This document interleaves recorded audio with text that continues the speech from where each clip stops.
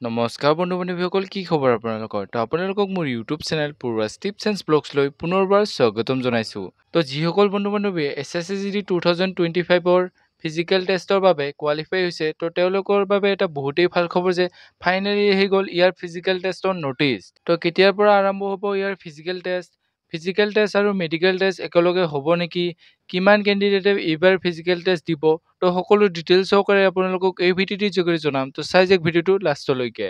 তো এইখিনিতে আপোনালোকৰ ওচৰত এটা ৰিকুৱেষ্ট যে যদিহে আপোনালোকে আমাৰ চেনেলটোলৈ প্ৰথমবাৰৰ বাবে আহিছে, তেনেহ'লে চেনেলটো ছাবস্ক্ৰাইব কৰিব আৰু কাষতে থকা বেল আইকনটো দবাই অলপ প্ৰেছ কৰিব, যাতে আমি এনেকুৱা জব ইনফৰমেশ্যনৰ ভিডিঅ' আপোনালোকে প্ৰথমতে পাব পাৰে। তো বলক আজি ভিডিঅ'টো আৰম্ভ কৰোঁ। তো এইখনেই হৈছে SSCGD 2025-26ৰ ফিজিকেল টেষ্টৰ বাবে অহা নটিচ, যিখন আহিছে ডাইৰেক্টৰেট জেনেৰেল CRPF ৰিক্ৰুটমেণ্ট ব্ৰাঞ্চৰ পৰা। তো ইয়াতে ছাবজেক্টটো দিয়া হৈছে recruitment of constable GD 2025 in CAPFS, SSF, NCB and Assam rifle regarding conduct of PST-PET।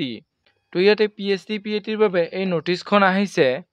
তো বন্ধু-বান্ধৱীসকল, এইবাৰ যি SSCGD 2025-26ৰ PET-PST হ'ব, তাত 3,94,121 জন কেণ্ডিডেটে শ্বৰ্টলিষ্ট হৈছে, অৰ্থাৎ ফিজিকেল টেষ্টৰ বাবে কোৱালিফাই হৈছে।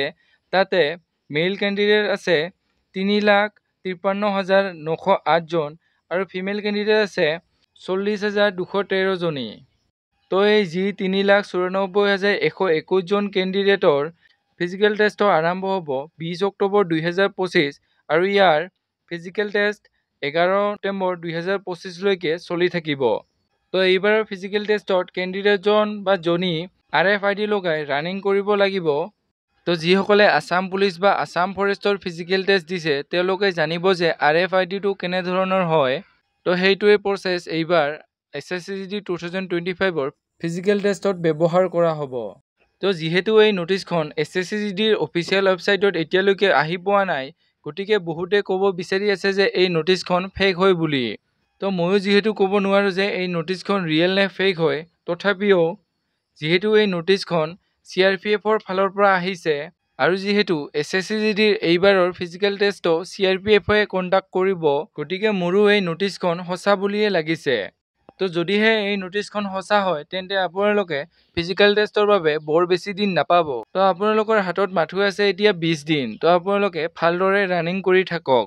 যিহেতু এইবাৰ RFID লগাই ফিজিকেল টেষ্ট পতা হ'ব, গতিকে এইবাৰ 1 ছেকেণ্ডৰ কাৰণেও বহুত কেণ্ডিডেট ফেইল হৈ যাব।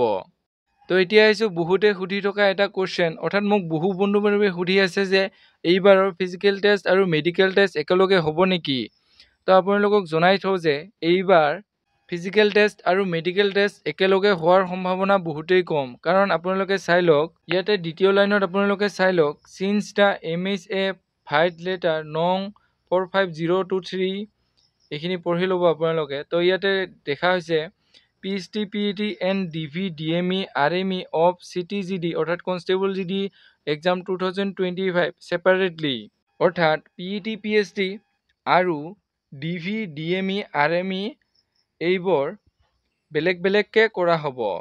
অৰ্থাৎ PST-PET বেলেগকৈ কৰা হ'ব আৰু DV-DME আৰু RME বেলেগকৈ কৰা হ'ব।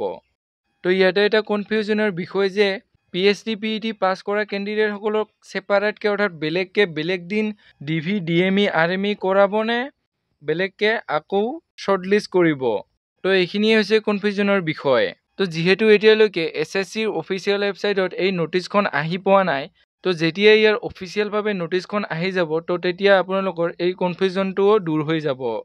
তো যেতিয়াই ইয়াৰ অফিচিয়েল ৱেবছাইটত নটিচ আহি যায়, আপোনালোকক ভিডিঅ'ৰ যোগেৰে জনাই দিম। তো আপোনালোকে চেনেলটো ছাবস্ক্ৰাইব কৰি থ'ব। তো এইখিনি আছিল আজি ভিডিঅ'। যদি ভিডিঅ' চাই ভাল পালে তেনেহ'লে লাইক কৰিব, কমেণ্ট কৰিব, বন্ধু-বান্ধৱীসকলৰ লগত ভিডিঅ'টো শ্বেয়াৰ কৰিব, যাতে তেওঁলোকে ইনফৰমেশ্যন পাব পাৰে। তো আজিলৈ ইমানেই। জয় হিন্দ, জয় অসম।